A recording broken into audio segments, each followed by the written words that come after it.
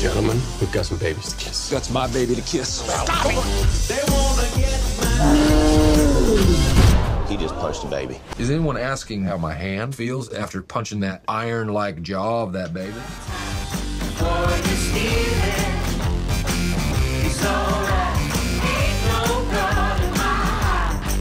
Well, thank you very much for agreeing to do the interview. So it's good Sure. to do. I'm just a little bit concerned about the baby. Could we talk about the baby a bit? Because, like, you know, the baby doesn't come off very well, does it? And he gets a big...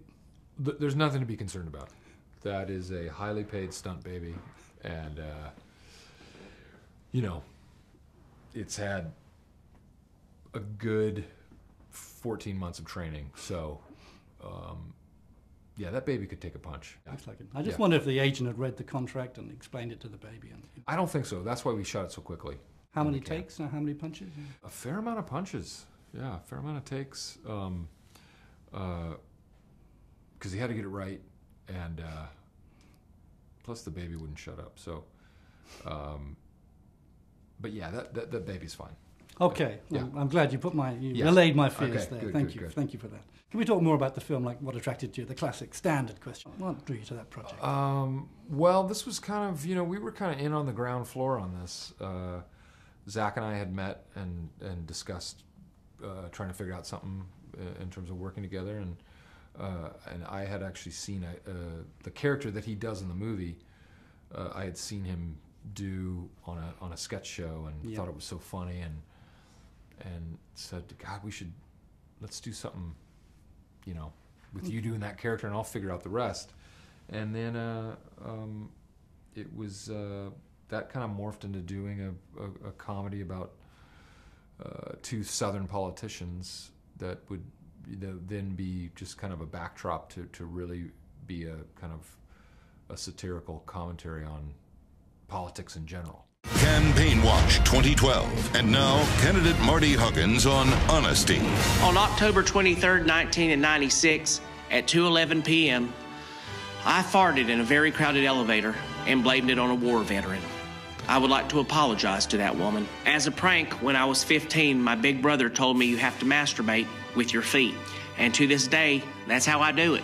At least 3 or 4 times a day, I say, get jiggy with it. I'm not proud of it, but I just say it, and it makes me smile, too. Last year, I attended a Halloween party dressed up as Lady Gaga. I felt so alive and free, I did not take off the costume for 2 days. Some of the funniest scenes in the film are the attack ads. There's some wonderful, wonderful stuff between you and Zach on the attack ads. That's really hilarious. Yeah, that was, you know, that was, like you said, there's so many of these. If you go on YouTube and, you know, kind of type in crazy attack ads, you'll just see all these ones that are just stranger than fiction, and and so that was fun to kind of think of our own versions of those, and try to top ourselves with all that. Is American politics, is it satirizable, or is it almost beyond satire in some way? It's a good question. I think it's getting beyond. It's becoming funnier than anything that can be written. I mean, you know, when we were filming the movie, the Republican debates were going on.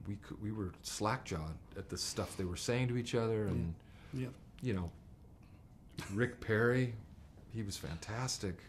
I shed a tear the day he dropped out. So much material. Oh my gosh! Walking material. And so we were shocked and yet really excited, because we're like, oh, we're right on the mark, you know. Sure. And then we were a little concerned, just wondering if our movie was crazy enough compared to the things all these people were saying and doing. How you doing? Hate to break it to you, friend, but your balloon's getting ready to pop. And that balloon's full of your own butt toots. Are you trying to trash talk me? Your mama's like a vacuum cleaner. She sucks, she blows, and gets laid in a closet. That's what nuts feel like. Stop it. Washington, D.C. is a mess. How do you say it's a mess in Hebrew? Balagan. Donkey Kong? You want a holy war, little man? Let me hear a Cam Brady 012. Oh, shove a throwing star up a Chinese monkey.